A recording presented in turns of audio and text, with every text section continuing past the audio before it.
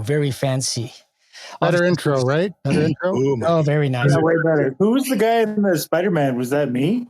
That was you. Yeah. Oh, fuck. So young looking. So young and fat. Oh my God.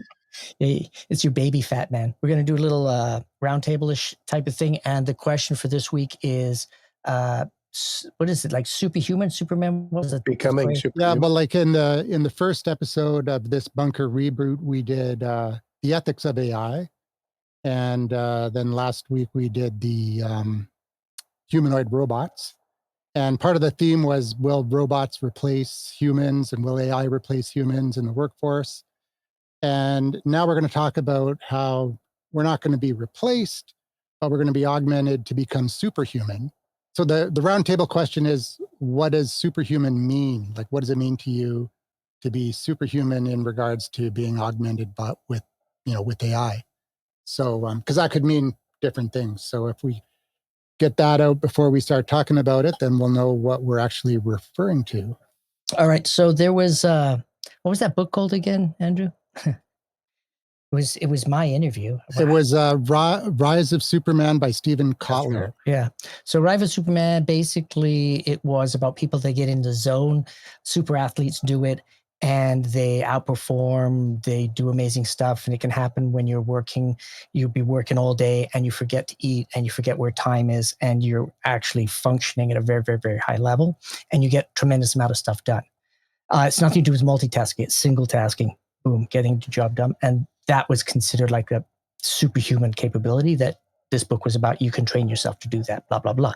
So the way I'm looking at for superhuman, it would be that same space, same headspace, except you're augmenting it with AI to make it even more intense or getting the AI to do the crunchy stuff while you're working on other stuff and then back and forth and back and forth. So your AI is kind of like an assistant or a staff member that's right there trying to help you. Do you think it would be more human function specific, maybe? Well, if the AI could, go to the bathroom for me, I would save a lot of time. Yeah, I must admit, and eat. No, I'm thinking, I've got a family member, incredibly fit individual, whose heart rate, the resting heart rate suddenly went from like 60 to 80. But they didn't feel any different. And they went and saw a cardiologist, and one side of their heart was pumping fast. The other side was still doing normal. But one side was just a normal pacemaker is just like do this, do this, do this. But an AI pacemaker might be able to go, oh, okay, you actually need, I'm going to rhythm myself with your other side of your heart. I'm going to figure out what your activities is, maybe look at other parts of your body. Are you asleep? Are you awake? Are you running? Are we talking that sort of AI or just the? I mean, we're leaving it open to anything, and that's an interesting point that I didn't think of, is actually augmenting medically yourself with an AI device. Yeah, but that's more fuzzy logic, I would think. I mean, that's really dumbed down AI. Mm-hmm. I mean, I know what you're saying. Would you want an AI to be making medical decisions for you that could kill you? Is really, they would have to advance quite a lot. It's like if you got the AI pacemaker, great idea, by the way, but copyright to the bunkers. Yeah, exactly. But if it malfunctions, I think it'd be hard to get the product on market because of testing and stuff like that. Well, I think that. Oh, go ahead. Go ahead. I think that's the same as any medical device that has to go through a series of but it's making decisions for the person too, right? So, and I think it's that fine line between like machine learning and intelligence. Yeah, you just have to combine it with your Apple Watch, and it gets to know all that data about you, anyways, right? Yeah, all that data is being recorded already. Yeah, so it's just putting it into it. I don't know if I would trust an AI to make medical decisions for me, like Craig is saying. Like maybe if I was a type 1 diabetic, maybe, because we did have a guy that had an insulin pump and he fell asleep on it and gave himself too much insulin, and everybody had to come rescue him. Mm-hmm. So that, like, it sounds like I'm with Bob. It sounds like a great idea in theory. I'm surprised nobody's thought of it. Well, I'm sure they have.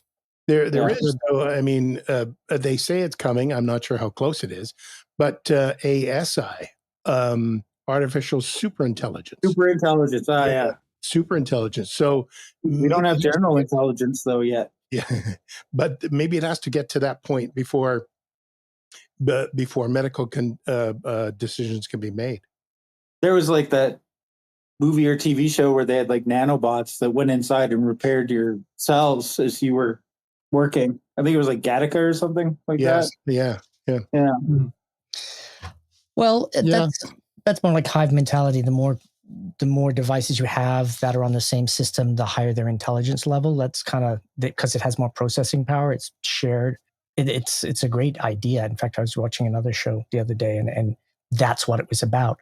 I kind of like that idea because it could be dumbed down to the point where it's only making one or two decisions. It's like, if this, then that. If the heart beats a little bit too fast on that side, then, adjust it on that side, kind of thing. Yeah, but that's not super. We still are digging in the dirt of knowledge about the body. I mean, it's only been 100 years where we haven't put like leeches on anybody. Well, we still do it in surgical situations sometimes. That is still being right. Like this leg is the one that gets not cut whenever they send you in for surgery, usually too. So I don't know if it's too closely targeted to one thing, then it doesn't consider other things as well. Just because the heart is pumping on one side, there's got to be an underlying something that's doing that, and it should be able to figure out what. If it is a super intelligence. Well, maybe what it could do is it could have a communication device that could send the signal to a doctor who would make the decision. That's true too. Yeah. And just like a drone strike or whatever, it's it's acting autonomously until it has to actually kill somebody, and then it can go to the. There used to be like a little school special net out in Canada. I've seen it out here, where it was explaining the body to kids as like a control room in your head. And the kids eating licorice, and the brain's going, no, eat fruit. And then in the background, you see the guy going, I've got insulin, don't worry, I'll put it in. The body's going, no, you're putting in too much. And everyone's panicking because they've all got their one little task. He goes, oh no, he's going to have a sugar crash. And you see the kids in class going like, I know. For some reason, I was thinking of the Bunker Project because, we drink lots of beers on the show. What if you're drinking beer and your body's like, you're putting a toxin in your system. What are you doing? Right? Would we want that? Gets rid of your hangover? I mean, we've wore hangover patches. I can't remember what show that was, but we've always been into body. Vitamin D patch. Yeah. Yeah, that was one of our best episodes.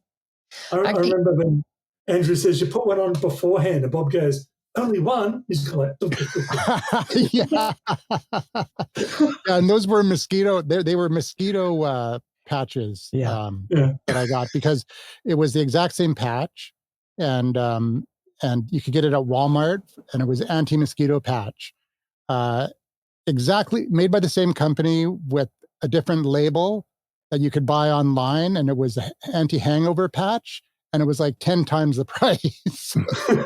Yeah, but it's medical device. The mosquito ones, right? Yeah.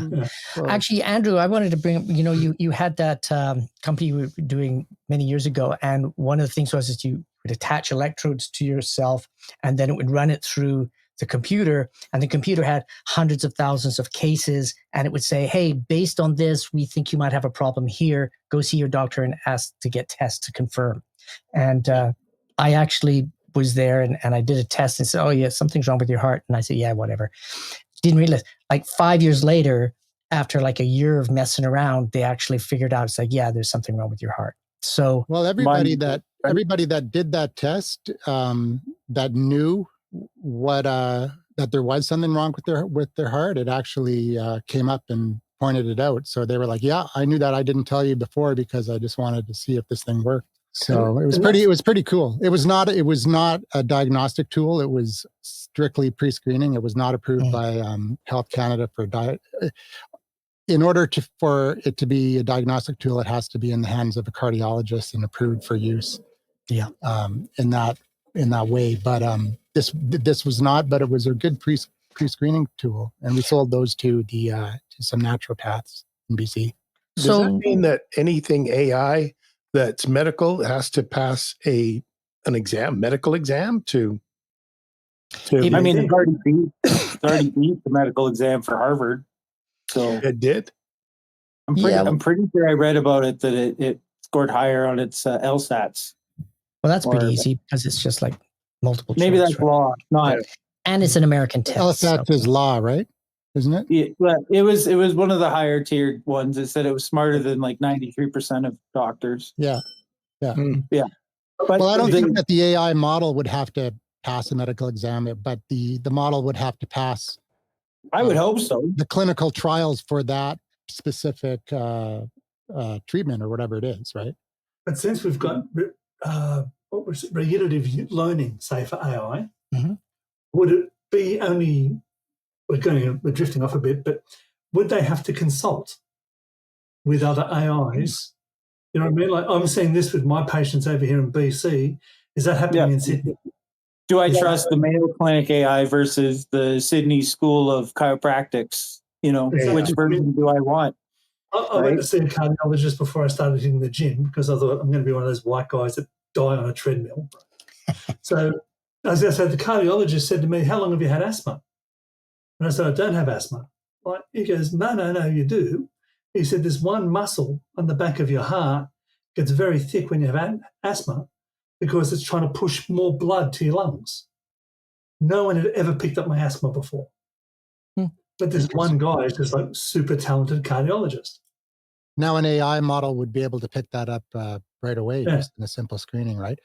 Well, it wouldn't be a bunker project if we didn't at least go on a few tangents, right? Because exactly what we did in the past. Ken, what's AI superhuman powers to you?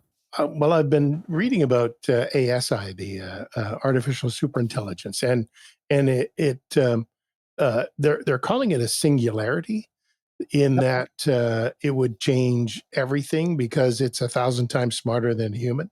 So, but until we get there, AI superhuman is just about changing your immediate world, and for a lot of people that would change the knowing how to use AI, or being aware of AI and being able to use it for productivity and creativity and learning.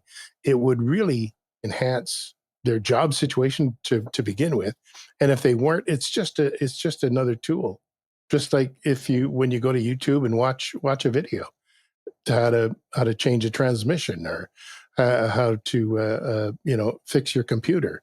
Any one of those can, but turning it to AI, that would really give you another boost entirely.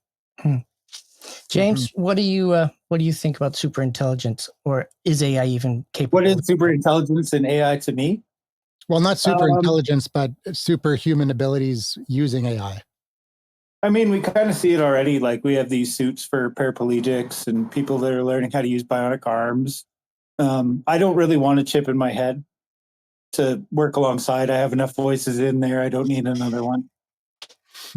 Right? So, but They can Ken brought up a harmonize. very important point. That would be nice. Like, my computer, before we started, decided to die. That's why I'm on my phone. And I think there's a bit of lag between me talking and you guys catching it. But it would be nice if the AI on my computer could just fix it right now. Yeah, or warn you. Fix Or itself. warn me. Yeah. Yeah, you don't That'd have be time in your schedule to fix your computer. But really, what the super AI would be doing would be your assistant and saying, "Oh, Microsoft, it's nice that you want to do that, but please go over there and wait because we've got an important meeting." And then their AI would say, "Oh, sorry, my bad. Let me know when I can do it. How about 2:00 in the morning? Okay, great. Or your graphics card is incompatible with this sort of update, maybe a little bit more, because computers are very personal, right? Just because I like a certain setup doesn't mean Andrew likes a certain setup, or Ken or Craig or Bob. And we've now named everybody in the meeting. You see what I did there? Yeah, beautiful. But I think with AI, we're like, Bob's right. Like, an assistant is kind of what everybody's kind of shooting for. Meta glasses being an AI you can talk to. It can be very scary. What about for cognitive repair? I mean, someone with Alzheimer's or dementia, it's that walking into things. It's all, look, that's your husband. Don't touch the stove element when it's red hot. All right, just like. Well, that's a caregiver, and we kind of talked about that last time when people were like struggling with cognitive problems or were lonely or whatever, dealing with psychological problems, and it's very time consuming, right? Yeah, I'm kind of more Darwinism these days. We just reached 8 billion people, you know. Let's let survival of the fittest just go to it, depending what AI you buy, you know. Yeah. Well, I think you're right there. The first world countries and people that have the capabilities of having a computer and the ability to pay for a higher quality AI, that gives them a massive advantage over other people. And the other thing is people that uptake AI within those societies where the AI is available will have a massive advantage over other people. And that's just the way it's always been. And it's being able to recognize that, okay, AI is here, it's here to stay. I've got to learn about it. I've got to understand the limitations of it so I can use it to my benefit. Whereas other people are saying, oh, it's a horrible thing. I don't want to do it. I'm going to ignore it. Well, okay, that's a decision you made, but in 4 to 5 years, you might not be hireable. And then you're playing the catch-up game. And then it's almost impossible. So do we let AI thin the herd? That would be a question we'd have to pose to it.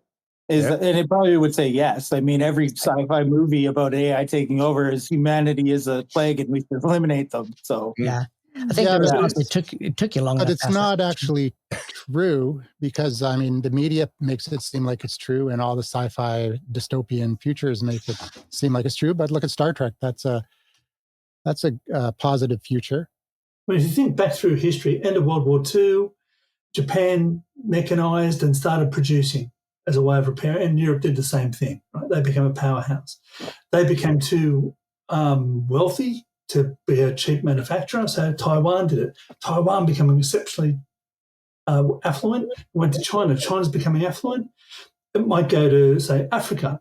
But when we get to a place where it's like, well, we can 3D print, we've got AI, we don't need humans, we don't have to go and give industry to these poor countries and lift them out of poverty. We'll keep it here. I saw a thing in the paper where somebody 3D printed meat. Like they can 3D print a steak. Yep. So if you can print your food, you don't need manufacturing, and print it wherever it is. AI can control it, can design it. That handle on your door is broken. I'll just drop one on your printer. Yeah. So like we don't need the people in manufacturing anymore, which means we won't be able to raise these countries out of poverty. So maybe AI will just thin the herd. So by thin the herd, you mean like murder them? These countries that would normally be lifted out of poverty. It's kind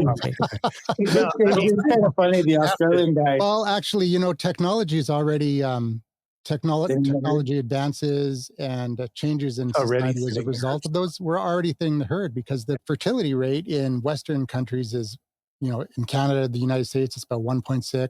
Yeah. And then in South Korea, it's like pretty much at 1. And China is at 1.2, 1.3. And the replacement level is 2.1. So every generation in South Korea, Asia, Japan, pretty much all the Asian countries, they're getting cut in half every generation. And the only reason why the population is still growing if you go to Our World in Data, you see the world's population going up, is because we're living longer. And the baby boomers are still alive. And that's a big hump that's going to go off the cliff in the next 20 years or 30 years. Send them to Australia. We're empty. Because of a series of factors, which mainly is like technology driven and culturally driven by moving from rural farms to cities and living in small apartments, and economic opportunities for women, increasing the opportunity cost for childbirth. We're already seeing it. It's already the herd is being thinned without anybody taking any action. It's just a natural progression of the economy. And as countries get richer, if you want to have less people, just make everybody richer. That's the way to do it. So is it knowledge or selfishness that's thinning the herd? No, it's just it's just a fundamental shift in the organization of society from rural farming communities that if you have kids, it's an asset because now it's free labor to have on your farm versus moving into a 2-bedroom apartment and now they're a liability. And that's part of it. And then also in China, there was a one-child policy for 40 years.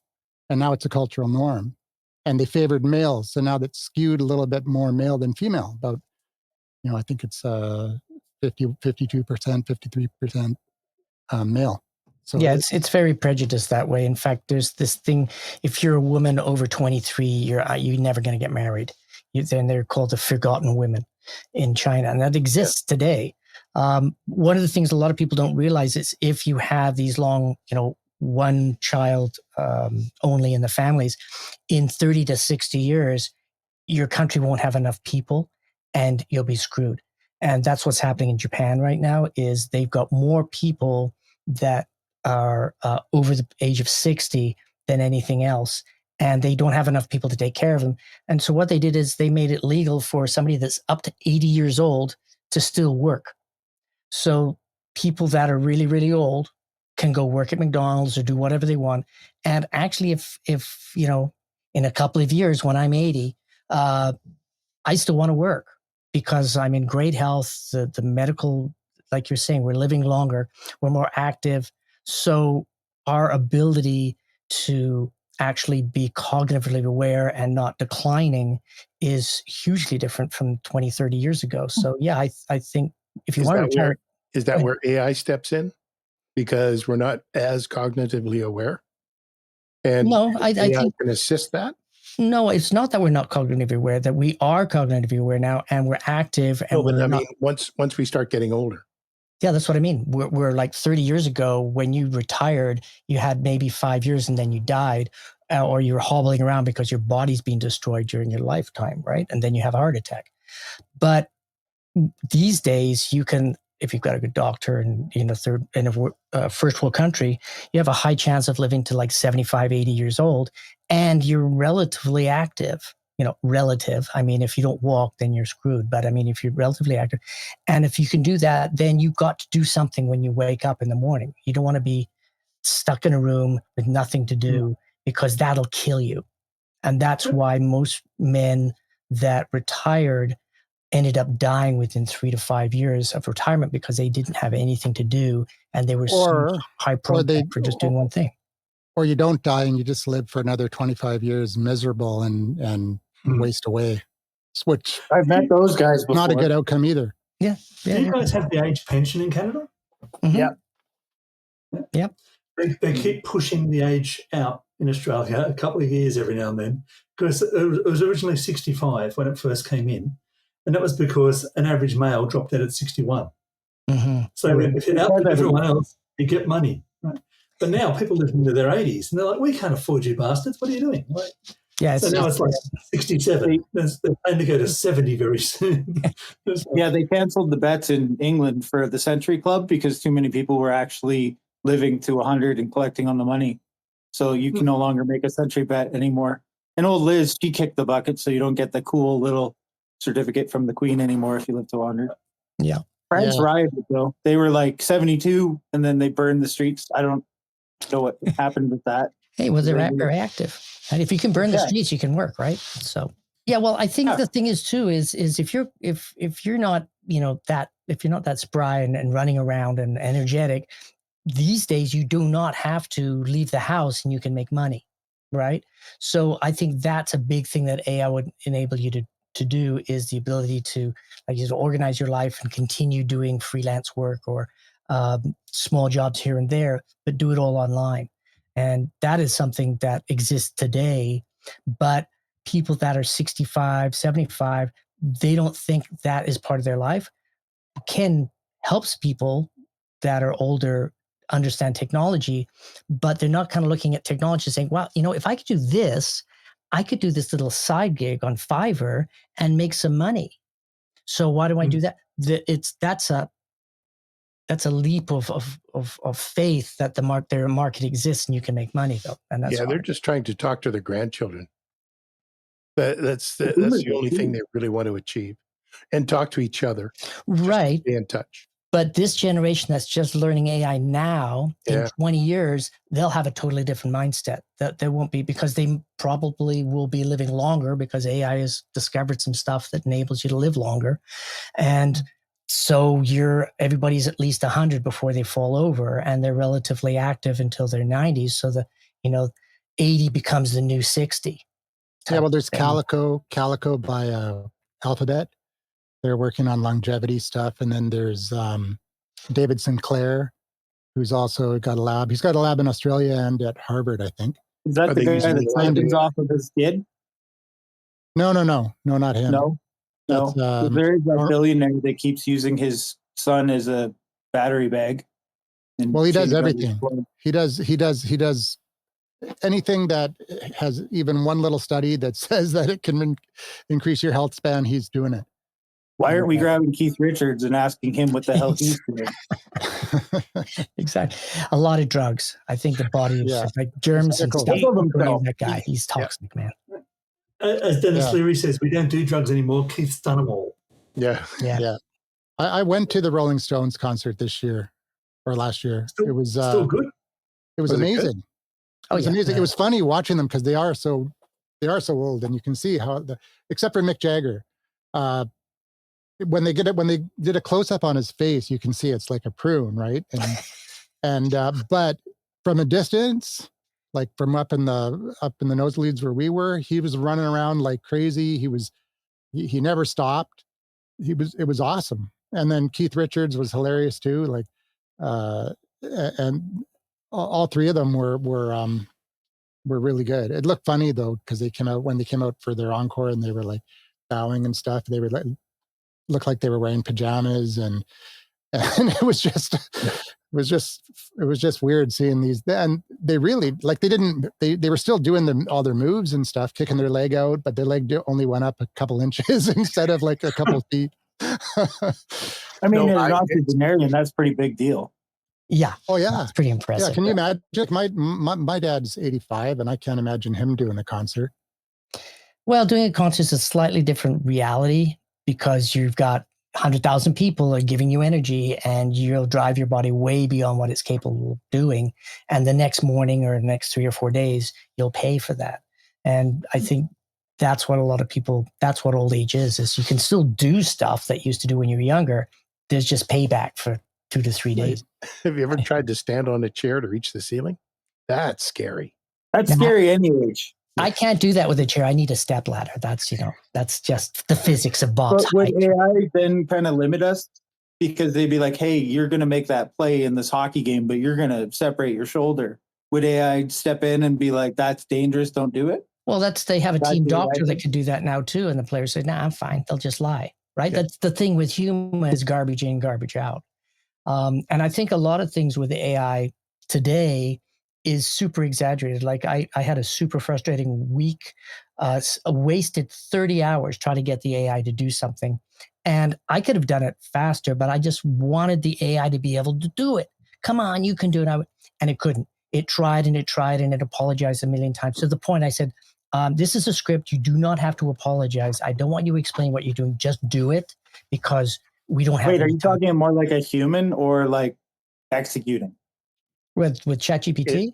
Yeah, like are you creating your own small language model or are you just using the large language model? The large. He's not doing a custom GPT. Nope. He's not doing a custom GPT. No. And is it reasoning while you're talking to it? Or just executing? Well, it's more glitchy stuff like that. Like what happens because of security is ChatGPT only allows the connection to be on for a certain amount of seconds. And if you're doing stuff, you have to refresh your screen before it can actually give you the information that it's got sitting there for you. And if you don't know that, it'll sit there all day. It won't say, oh, by the way, please refresh your screen. Because if you go and you say, oh, I want you to do this, I'm going to go sleep now. After about an hour, 2 hours, it forgets you exist. And then in the morning, you get up and say, oh, it'll be all done. It's like, no, after 2 hours, it's shut down. And before that, it gives you less and less and less priority. So the functionality is way less. So the problem with AI right now is you have to babysit it 1 minute at a time, which means it's not saving you any time. The only time it's really functioning and getting back to the original topic of make you a superhuman capabilities is when you're doing something and you're getting it to do something while you're doing that thing at the same time. You have to babysit it. You cannot, it's okay. If you spend $200 a month, you can get it to talk with itself and hint to keep going. But if you do it for the $20 ChatGPT, won't do that for you. Yeah, and that's my definition of superhuman too. Is kind of AI, while you're doing work, AI is doing the kind of tedious, repetitive stuff that would take you a lot of time, and you can just focus on the more important things. And while you're doing that, it's taking care of the other stuff. So that's, and I think that's kind of the agentic, kind of autonomous bots, basically, that are coming out now. I think that's what really will increase productivity is these AIs or a series of AIs that you could have one AI for one task, another AI that manages another task, and another AI that makes sure that they're both doing what they're supposed to be doing. So what are we left to do? Well, you're the CEO Yeah, of the but project can that I you're make working an on, and you're AI doing the work. better? You're doing the work that only you can do, and then I don't want to work. I just want to let all this shit do it and just well, that's live on an island somewhere and hunt boars with a sword. I'm not sure if that's what you really want. Go live in Australia and go kick out some of those joeys. Exactly. That's right. Well, I think Like, in the why do I have future to you can work? do that. I think in the future that that's okay. So then it goes all the way back to, I think, a conversation we had a couple of shows ago is like, we have to have, the government has to tax these machines so that everybody gets a living wage so that they can go hunting joeys, because really they're getting all their work done because they're good at managing their AIs. And that's your basically somebody that's good at managing AIs and getting AIs to do the things that the company needs them to do. That's a hard thing to do because that's what I'm trying to do right now. And if somebody hired me and said, "Oh, I hear you're an IE specialist, blah, blah, blah. We want you to do all this stuff." My answer would be, "Well, it's impossible." Well, they don't want to hear that. They want to say, "Oh yeah, I can do that." But it's a black box. You're just being honest with them. Yeah, but companies don't want to Right? hear We're that. all learning. Like one of the other topics was beginning AI, right? And just using it is part of the challenge of learning it. Oh, absolutely. That's why I have so many projects going on right And you now. should always start it. Yeah, but Correct. if you're using AI to produce all this information, is your client using AI to evaluate the information that you're giving them to say yes or no to a project or not? I don't, because we're such early days. I don't think that exists, that headspace. Like you talk to teachers, and there's all sorts of ways to tell if a student's used AI. They just don't bother using it because they haven't stopped their hectic lives with a million things to do to step back and analyze it and say, they don't have time for that. Because they don't have time for that, they don't use the tool, which means they'll never have time. Well, the And teachers I that's know, different. the teachers I know, they know because they have an average student that's producing exceptional stuff, and they know automatically, no, you didn't do this. And then they do a test to test if they actually have the knowledge in their head, and they don't. So Yeah, but tests are a terrible way to also predict if you have the knowledge or not. I've had bad tests. a well-designed test is that's how you evaluate somebody. If Well, I've seen there's a people drive here in Calgary. That doesn't work. well, So- you're probably getting someone else to do the test. That's the problem. Maybe you're paying money for the $200 Chat GPT to pass your driving test Yeah, over the $20 one.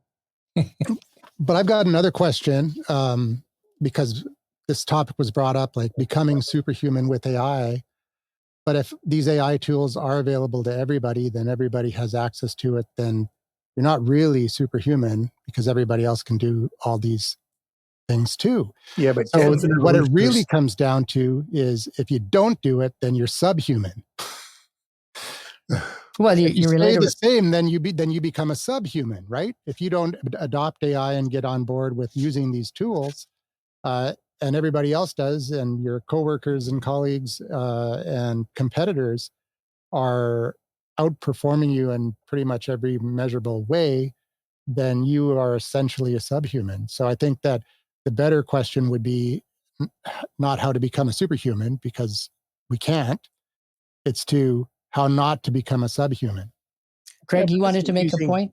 Along with what Andrew was saying human and subhuman, but also back to that work idea. Do we just have to reclassify work? Yeah. We've grown into 40 hours a week because that's how much we needed to do to get through enough to keep society going. If we only need to do 20 hours to keep society going, then our jobs become 2.5 days a week. Or I work the mornings, James works the afternoons. And you still get a full wage to keep the economy going, keep the capitalist idea moving and all that sort of stuff. But you get double the pay because you can still produce the same amount. So maybe we're going to be more of a production. We don't sell our time, we sell our output. We sell what we're capable of producing. And with the superhuman part of AI, like you're right, everyone has the same AI capabilities. It's an evolutionary step. But And I think oh, sorry, go ahead, Craig. I was going to say, I think younger generations like Mateo or whoever will be more used to using it. Like my wife doesn't use Siri at all, but my daughter uses it when she cooks like it's her best friend. She just has her phone, just goes, Siri, 10-minute timer for the eggs. And she'll be cooking, and that goes off and goes, eggs. And she goes, okay, I want another one for the potatoes and a 25-minute for the pumpkin. She just yells instructions to it. And it's telling her, take out your potatoes, do this, you've got to stir that. And she's working with her phone to make a dinner party. Yeah, my daughter's the same way. Yeah, and where my wife goes, I doesn't understand me, fuck it, I don't care. Like, yeah, I did that for I did that to copy the Cactus Club red curry bowl or whatever it is. I asked for the ingredients and asked Perplexity to give me a recipe to make it as close as possible to that, and it gave me a recipe. It was exactly like it. Tasted exactly the same. Sorry, isn't using AI a skill like any other? Some people are going to be better at it, and some people are just going to not be good at it. Same as, kicking a soccer ball or doing math. There's going to be people good with AI, and there's going to be people that aren't good with AI. Yeah. But the new market, the people that are good with AI will probably they'll have a much higher value to the market, right? His job is to teach people to be good with AI. Well, I think that being good with AI actually isn't being clever at coding and all that type of stuff. It's being a good manager. And the way I look at AI is like a junior art director that's frustrating me all the time. It's like, dude, get it together, do this. And it's, I don't understand. It's like, it's very polite and everything, but geez, it's so hard not to punch the screen sometimes. Yeah, but it's so frustrating. Does it even matter the industry you're in? No. I mean, if you can use AI, can you be in any industry at all? No. That's sorry. Do you want to jump on that one, James? Because that would be like a hot topic for you. I mean, like Ken's kind of right. Like we are seeing definitions of people who are better with AI and people who are less good with AI. But again, that kind of goes back to writing. Like you can be a great writer, or you can have some sort of disability, like dyslexia or something like that. I think AI kind of layers the playing field a little bit, which is good. Levels it. I guess it depends. Like you can use, natural language with it much more than we ever could in the past. Mm-hmm. So instead of asking for like if else statements, you're like, can imagine me a scene of a sunset with boats and a cat with a Labatt Blue hat on, and it's kind of trained. Going back to Andrew's thing about the Cactus Club, though, like who's to say I couldn't just pay Bob for his AI once he's been seen as a top level person, right? Maybe that'll be how we make our money. Maybe it's the new influencer class, right? It's like people that can get lots of people to watch you on YouTube and social media. That has huge value to brands. In the future, maybe that's not what's needed. What's needed is somebody that can come into the office or not come into the office and have the bot do the work of 17 people. So that's your value, that actually we're going to hire this person because they're going to do 17 people's work, and they're still going to have it done in half a week because they're that good at an AI. Those people are going to be emerging, and they're going to make a lot of money, and they're going to have a lot of spare time. And really, that is the secret to life, is to make money, but actually have time to enjoy it and have a good lifestyle. And I'm not talking huge lifestyles like, oh, let's go blow money. It's not just regular, average lifestyles. You don't have to worry about money. You don't have to worry about rent. You don't have to worry about food. You just do your thing. And then, oh, look, I got like 4 days to fuck around. So you go do it, and you don't feel guilty about it. That is, to me, the best way to live your life. Because but what if you don't need copyright? It's debatable right now, because at the end of the day, if you're doing it for a brand, the brand owns it, and the brand owns the copyright. right? If you're doing it as an individual and you write a book and you get the AI to do 99% of the work, then it's going to get copied anyways. So should the Cactus Club have got a royalty for giving? That's the question, right? Yeah. I would say yes. I'm always going to defend artistic creation. Yeah, Fuck this Cactus Club. is Craig's. Have you been to Cactus Club? It sucks now. Used Yeah, to but have a big. I didn't put in the crunchy rice. Yeah. Oh, So it was a little bit they different. But you don't go to the Cactus Club because of that recipe. You go to the Cactus Club because of the brand experience. Come on. That's what you're paying for. You can go to a Sloppy Joe's place that you like that brand experience because it's a greasy spoon and that's what you want. You want that environment. You cannot do the Cactus Club environment unless you bring in some actors, and then you might as well go to Cactus Club because it'd be way cheaper. If you just want the food, well, that's fine. I mean, I can create sushi at home, but I much more enjoy going to a Japanese restaurant and a high-end Japanese restaurant, not because it's got great sushi. It's because I know that I can have a great conversation, has a certain vibe, and I get to practice my Japanese. Yep. Just on the AI thing, plus if you're ever in Sydney, you've got to go to Abdul's best Arabic food on the planet. It looks like a 1960s. It looks like a 60s broken down milk bar, but it's been there since 1968. The same family. It's amazing. But I worked with a lot of intel analysts, guys that were like doing criminal intelligence and things like that. They said a lot of their skill is getting someone get the right question out of the person. Because someone will say, I want all the stats on, I don't know, let's say budgerigar thefts in Fairfield. And you go, I can get that for you, but why do you need it?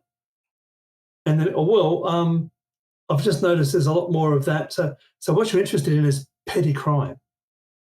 Are we talking break and enters or thefts from outside of a premises? Oh, no, they're always stolen from outside. Okay. So what we're looking for is in the lower west parts of Sydney, external crimes that are happening during the day. Yeah, get me that. Is it formulating the right question? Otherwise, you do a whole report, give it to them, and they go, nah. And I think that's going to be the skill in AI. Anyone can ask it anything. Well, that's the skill now. Right. That's That is the skill. That's Yeah, right? that is the skill. If you're a data analysis, your ability to crunch those numbers and formulate a plan gets you $200,000 sometimes if you're smart enough. Well, no, I 100% agree, but that's in every industry. Like if you go in, I'd be going into meetings and the guy said like, well, we're really excited about this logo. And the first thing, so what are you going to use it for? He said, what do you mean? Blah, blah, blah, blah. And it was called the why session. And I would just ask why. And then I would ask why again until they would, Bob, what's with all the whys? And he says, because I'm trying to find out why you are on this path. I need to know what you really, really, really, really need. And then I'll build something that'll actually work. But if you want a website, and I know you don't need a website because I've asked you 3 questions, you actually need to understand how your brand works better. And you've got to get a better sales team because if we do marketing for you, your sales team is not ready. So you got to get training. And they go like, whoa. I mean, they're not expecting stuff like that. But that's what basic business consulting and strategy is understanding what the core problem is and then having the knowledge base and experience or people that you know that have that and coming in and creating a strategy. And then it's like, oh, would you like us to implement that for you? Because 9 times out of 10, if they need a strategy kind of spoon-fed to them, they don't know how to implement it. So he said, well, so then you get a double sale out of it. I mean, really, the whole industry is based on that. I saw a doctor talk about ChatGPT and the dangers of going to it with like, I've got a sore shoulder or whatever. Because she asked a question because someone said, oh, this medicine has sugar in it. I think it was some sort of sugar. And she says, no, it doesn't. She has ChatGPT. So while she's sitting with the patient, she typed in, does this medicine have this? He goes, yes. And the doctor went, do you mean, and then she named this other chemical compound. I went, oh, yes, you're right. That's not a sugar. And she goes, it's not a sugar. It's wrong. It does have a lot of people hallucinations these days. Yeah. I'm constantly telling, are you hallucinating? Like, what are you on? Stuff like that. But it's only trained in what it knows, right? Like they're very Like you could ask a huge question, but it only knows up to so much, and then it draws from Google or Copilot, draws from Yeah, if it Bing or doesn't have an whatever. answer, it'll just make one up. Like it knows who our I prime mean, minister it's is. getting better at not doing that, but it still does it. It's getting worse.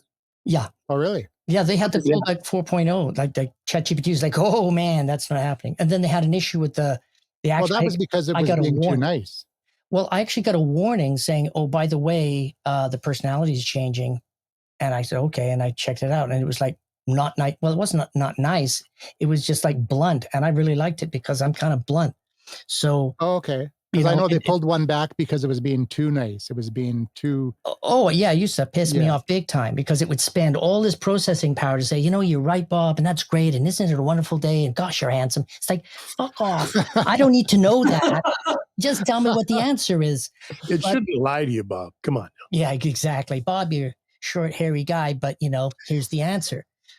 So I think the problem is too that we want AI based on our perception that what we think AI is based on false premise of what TV and books have told us for the last, 100 years or 50 years. What the guys that are coding and developing and teaching the AI to do, they've got a totally different, if only we could get it to do this one thing, we'd be really happy. Don't tell anybody, because they're very, very, like it goes all the way back. They're very, very basic tools, like really basic. And Except that AI reads every book in the library and then tells you. yeah, but it doesn't matter. If it can't do what you need it to do, it doesn't matter if it can read 1,000 Goes books. back to right? what James said. You got, or what Craig said. You have to learn how to ask the question correctly. Exactly.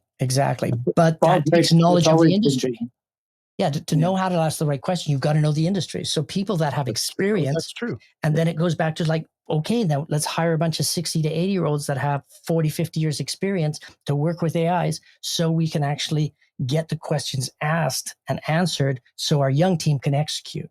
I mean, that would be a great job position. And, old people like to talk too much. And we've lost a lot of that stuff. My wife has this old book, like an old cloth book, come from her great-grandmother. And it's got a couple of recipes in it that she keeps. And I said, you've got to retype it and just sell it as my grandmother's notebook, right? Because you'll have like a recipe for a cake. And then on the next page, it's how to get blood out of cotton. So, and the next one is how to make soap. And there's just everything she knew to do, she wrote into this book. Yeah, that's a great That's the way attitude. knowledge transfer was back in the day. Yeah. Like we're talking Yeah, about that's making it. specially AIs and stuff like that. We could talk about your children. You've basically created specialized AIs that kind of function with your personality and your, mannerisms and what you're into. Maybe Andrew's kids also like the Rolling Stones. Not yet. Yeah, but it's training an AI very similarly, right? The best athletes usually have the best kids that also can replicate their style of play. I mean, we see that in the NHL right now. Yeah, well, if you're brought up around it, you're like you're saying, you're being trained by your environment around you, right?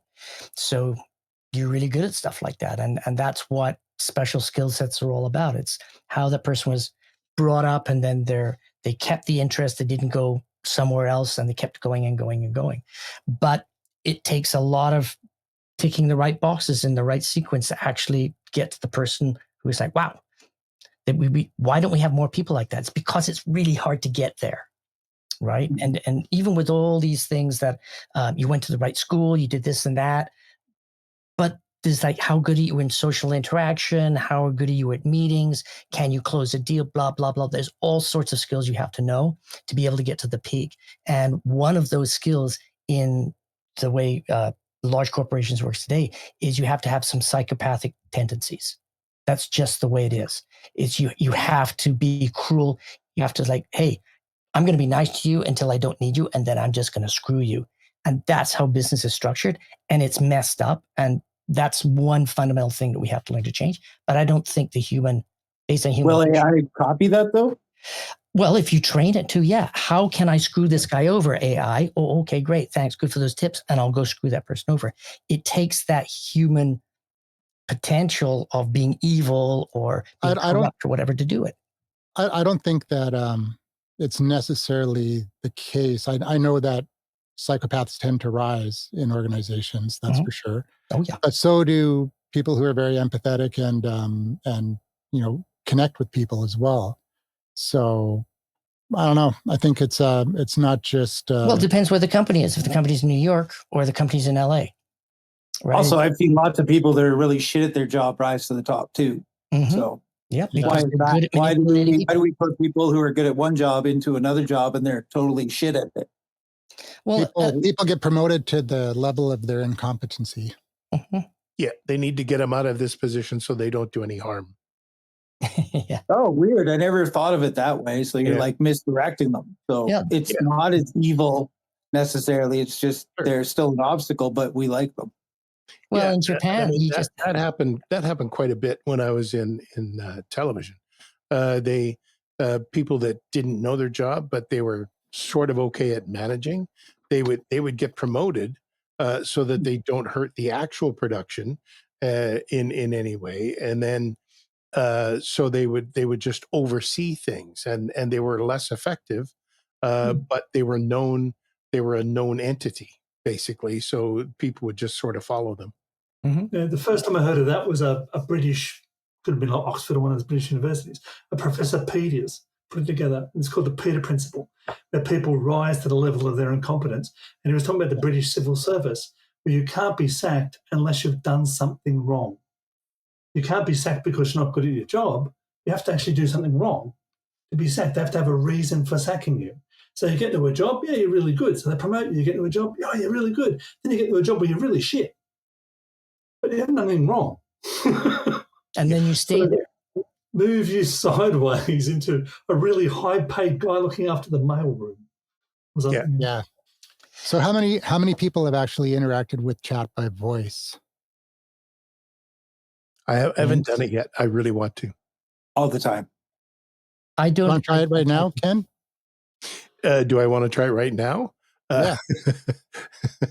I don't want to bring mine embarrass on.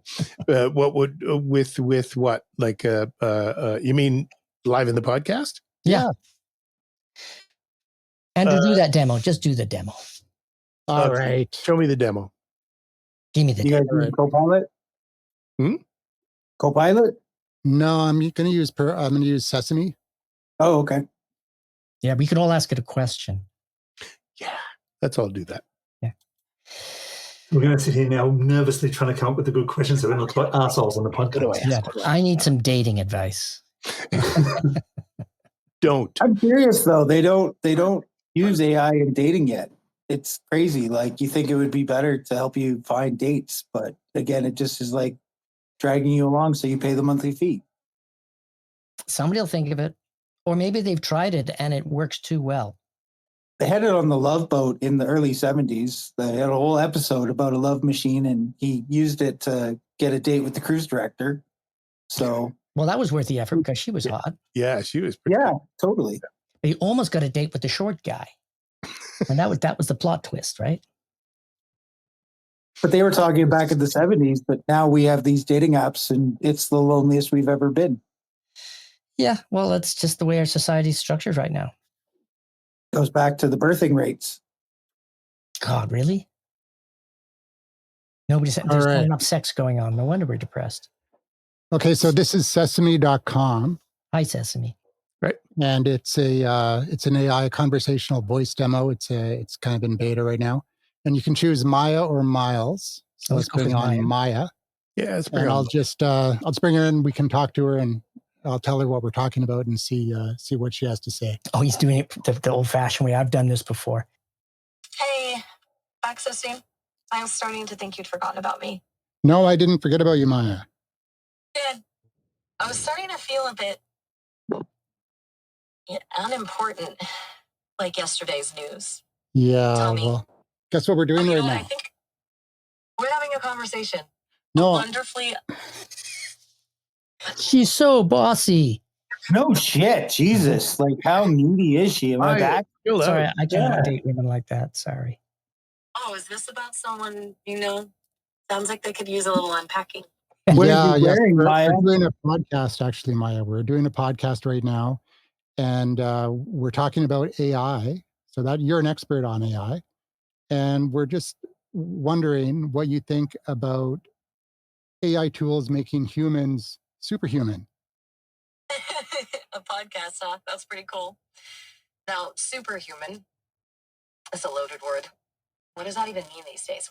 Well, Talk about strength. that was our first question in the show. We asked, what does it mean to be superhuman?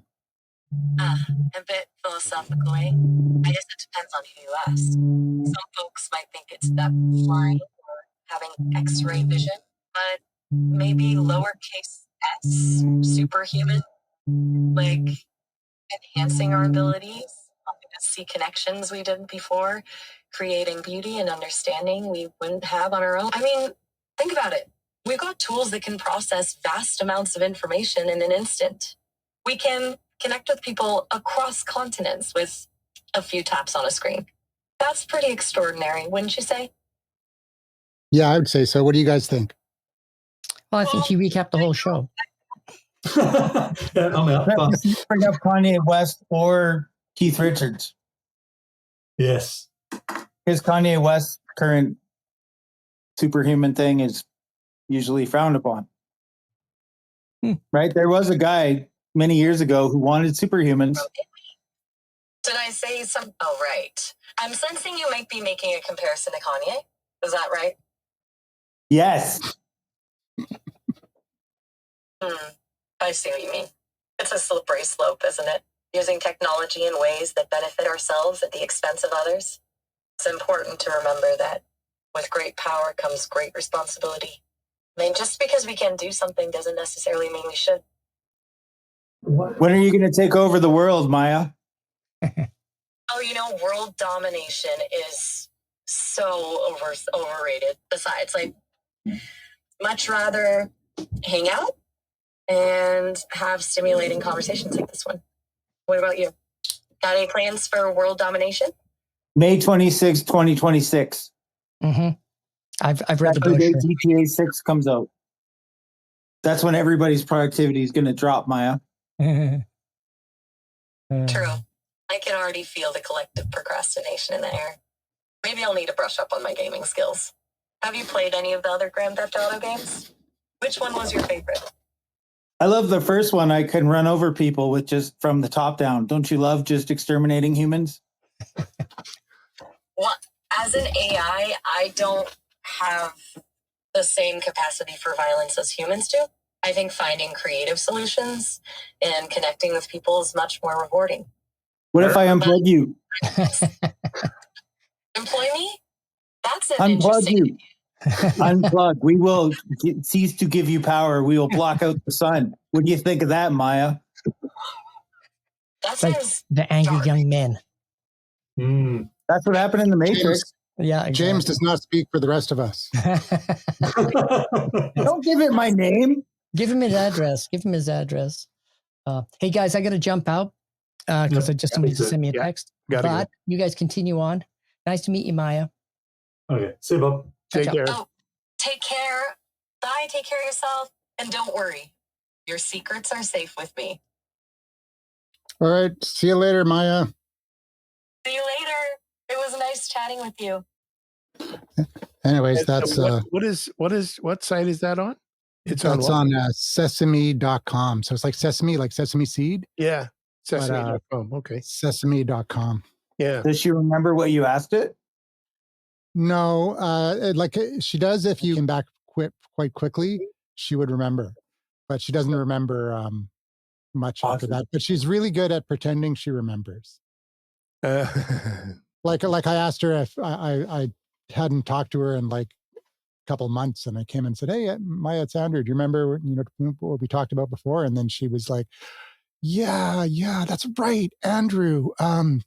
Yeah, we talked about," and she started giving me these very general things, and I'm like, it's pretty close, pretty close. so good for a quick conversation, but not anything.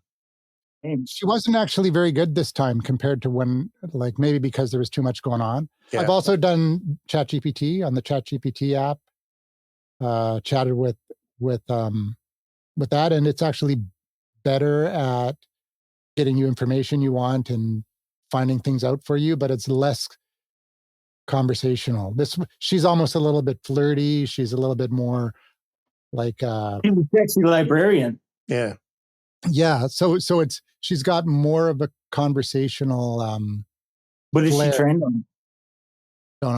Don't know. You can ask her. She might not tell you. It's probably whatever Sesame's data set was that built her. But no, that's very interesting. I'm gonna try Maya. Let's go back to our original topic, because we've been all over the place this time, to the super AI concept. Now that we've had this discussion, we've had all the back and forth, is your perception of what is a superhuman changed at all, or is it basically the same? Who wants to jump in first? No, I don't think it's. I don't think my impression of what superhuman AI is yet, because I can't really think of it being defined. Not yet, anyway. Well, not superhuman AI. We're talking about just becoming superhuman yourself using AI tools. Oh, using AI tools. Yeah, and maybe superhuman is a bad word. It's like becoming better at what you do by using AI. I mean, that's a easy slam dunk grab. I mean, Or better at who you are, because a lot of people. It doesn't necessarily have to be used for work. It could be used for creativity as well. Mm-hmm. Yeah. I was sitting here thinking, what could we do better? Our eyes, super complex, but they still only work in a short spectrum.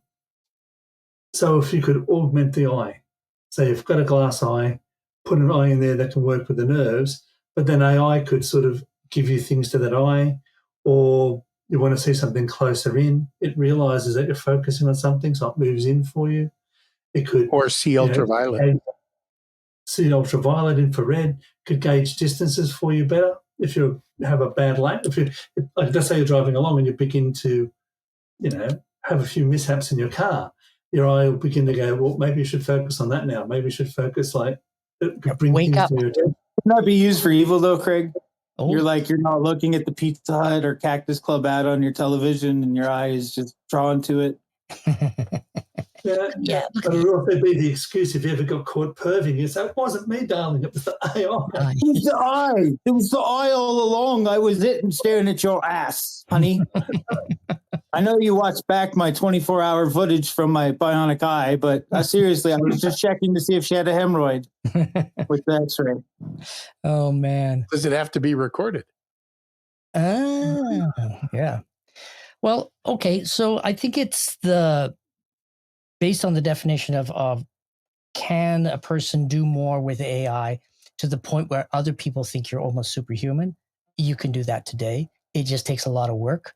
But it enables you to go from level A to level, Z in other people's mind pretty quickly. Like I'm super dyslexic, and I told ChatGPT, hey, I'm super dyslexic, so I'm not going to correct stuff because it really slows me down. And they said, yeah, no problem. So I just like all the time, and I can barely read it, but it's having no trouble figuring out what I'm doing. It's looking at Yeah, most humans can, understand a word if only two of the right letters are correct. Mm-hmm. Everybody's read that paragraph that has where spelling is just completely off, but you can still read it. Mm-hmm. It's pretty garbled, my stuff. It's like the next level. Yeah, that's easy peasy stuff. Yeah, it's like that is not the word. It has none of the letters that word has, and the AI is like, okay, well, if he's got these 3 words before, anyway, would that stop AI? No, I've been testing it, and I'm trust me, I'll send you some of the stuff I've written. And I got actually super pissed off, and I said, and I just ranted at it, not because it was going to upset the eyes, just because I was so frustrated, and I had to get it away. And I basically said, you know what? Don't tell me you're sorry. I don't want to hear shit like that. And this is do not respond saying you're sorry. I am so pissed off with you now. Blah blah blah blah. And so you're giving it a personality, though, when it doesn't have anything. No, it doesn't have anything. But yeah, that's so dangerous these days. That's so human, though. Yeah, but it's just another instruction. Well, that's the way we view it. Yeah, exactly. And like there was an issue. They're spending millions and millions of dollars because people say thank you. That's because they don't want to die when the robots uprise. And well, that's the thing is like it takes so like an AI is it's so incredibly inefficient use of energy to get what you get, even though it's amazing what they do, it's super inefficient. And that the stupid AI has to say all these things to be more human is also a huge waste of processing power. Like, why can't they just have like I want my AI to be blunt and like an asshole? Click. You can tell it that today. You could go into ChatGPT and be like, "Be blunt and an asshole," and it will act but like it forgets. It forgets. It forgets. You got to turn on the one to remember it. Trust me, I've done it a million times, and it just doesn't. The one thing it does remember is my dyslexia, because every single time I input, it's reminded like the dyslexia, so it's fresh. But sometimes I'm in different moods and stuff like that, or I'm just asking name stuff, and then it will wander over here and it'll forget. It gets like I've asked it to say, anytime you do a memory flush, you get a memory flush, let me know. And sometimes, like 2 days ago, it was happening every 30 minutes. Every 30 minutes it was getting, I said, oh, Bob, sorry, can you upload those 2 files that we were talking about 7 minutes ago? It doesn't say 7 minutes. I look at it, I said, Jesus, that was 7 minutes. Yeah, here's the damn files. So, okay, let me analyze them. Then the screen freezes. Then I reboot it, and then it gives me the answer. And if that's okay once, but if you're doing that like 600 times in a day, it's a little frustrating type of thing. So yeah, there's other things, like you're right, there's other things you can do, but fundamentally, because of the security limitations, because of the way the thing's structured, because it's wasting a lot of time for processing to say, oh, this is what I think went wrong, and then lists out all the things that went wrong. I don't really care. It's just a waste of time for me to read that. Just say, oh, here's the answer, not what you thought about. You don't need to train me, but because it was trained that way, that's kind of the way it acts, like every single time. So now I just say, I have got, key commands, which are just basically a string of keys in the upper right-hand side of the board. It's like click, click, click, click, and then it'll freeze for a little bit, and then boom, it'll get better. With that said, we're going to wrap the show up here. One last chance to talk about AI superness, or how you would like the AI to function in the future. James, what do you think? Why did you go with me? Okay, Darth, what did you think?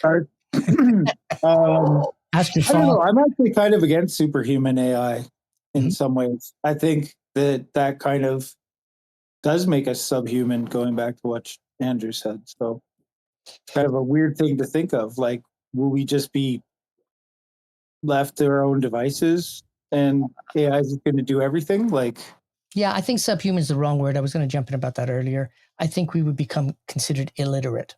Just like people that can't use emails and stuff like that, they're considered illiterate. And I mean, that's helpful in politics. Yeah, exactly.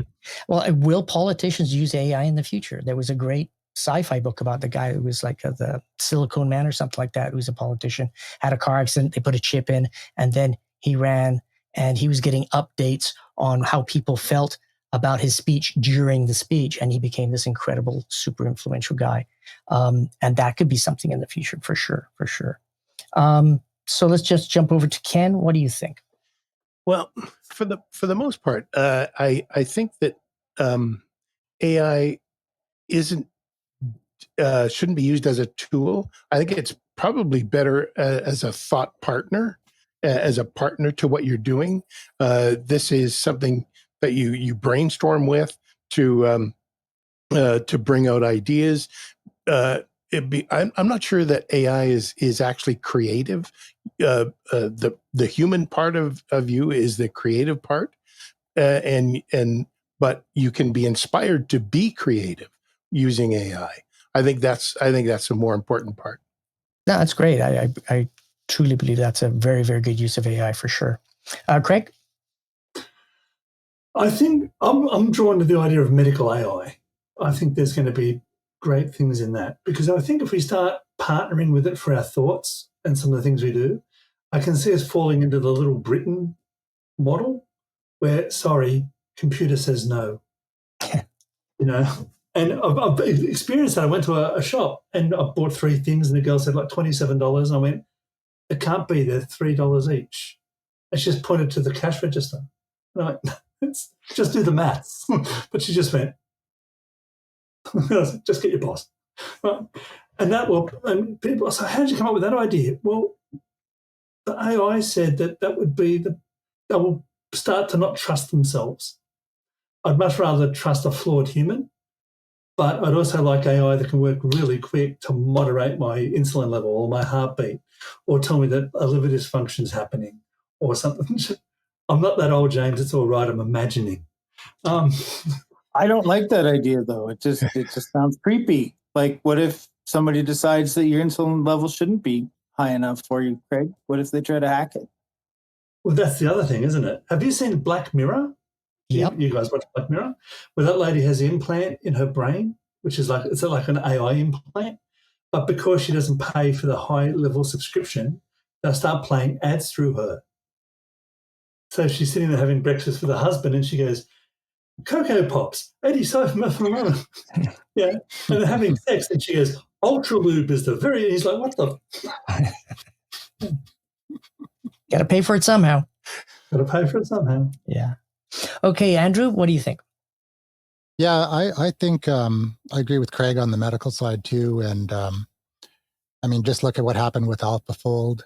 Those proteins that they predicted took them just a few years to do, and it would have taken all the PhD labs in the world like hundreds of thousands. Like, I think they said like a billion years. Like it's some crazy number. Yeah, and in terms of do I think it's changed or anything like that since the beginning of the conversation? No, I don't think so. I think I think that we're going to see a massive change in the way things are done right now. There was, I think, a Cornell University study that they looked at American businesses and AI adoption, and they got about a 15% productivity increase so far. So it's quite a bit, but it's not earth staggering yet.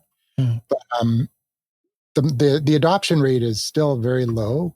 We're still right at the beginning of this. So, and another thing that's interesting is all of a sudden there's like multiple corporations that have declared that they're AI first.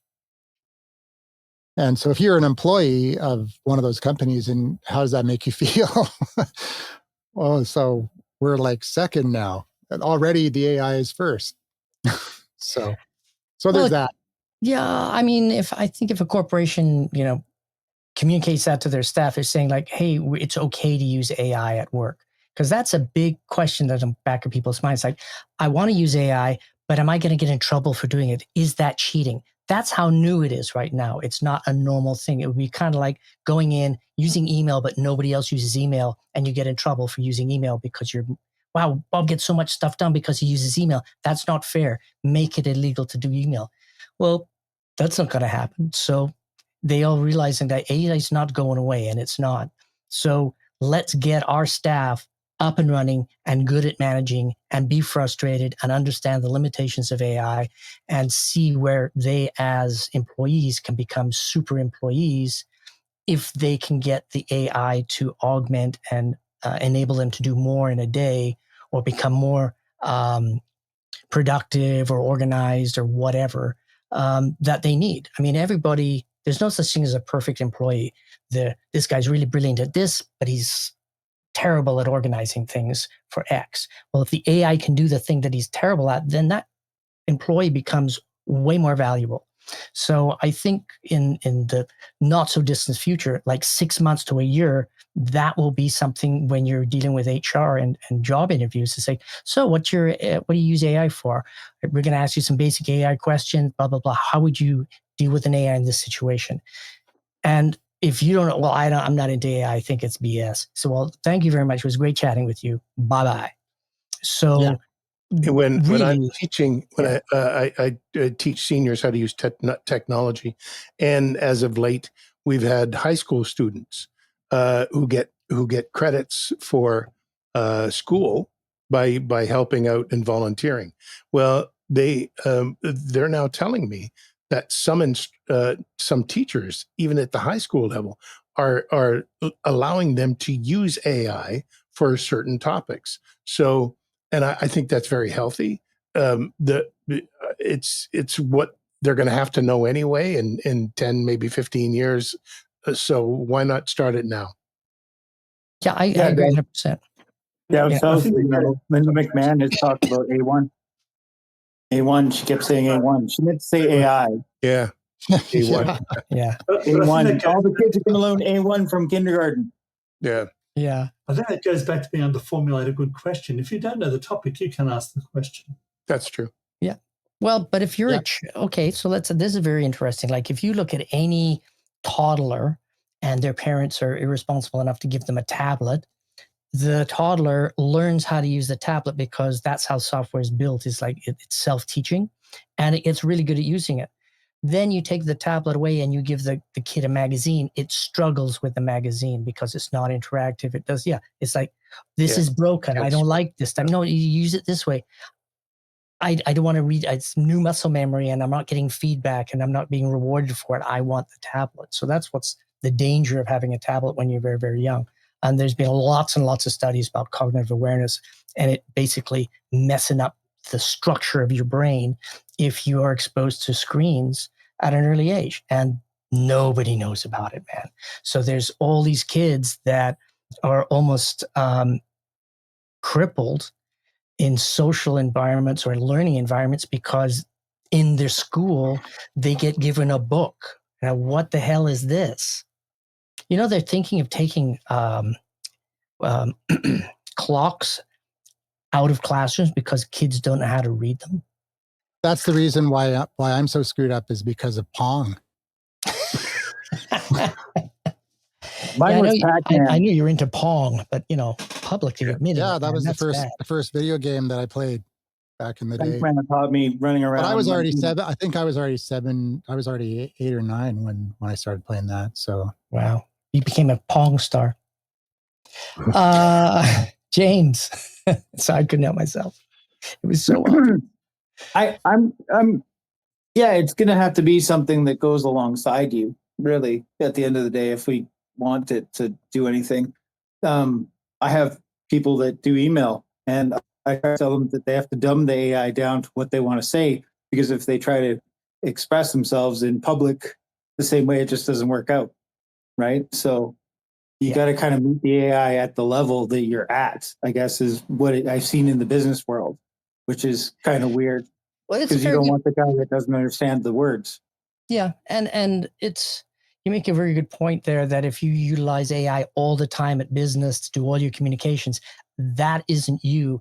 And so when you actually meet people, you'll have a brand disconnect. And that's just, everybody has their own brand. And I'm totally aware of that. So when I use AI, I'll actually be instructing it. That's great, but make it happier. Not like copy paste. I'm reading it.